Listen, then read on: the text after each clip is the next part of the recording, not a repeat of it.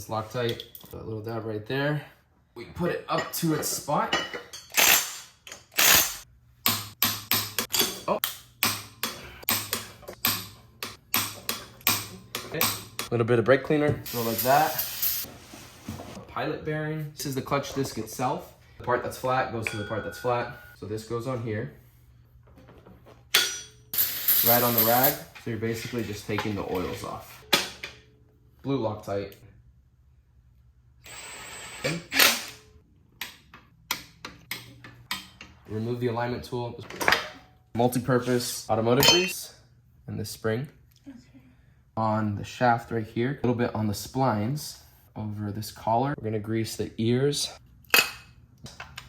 Sitting close to it before. And then, oh, right there.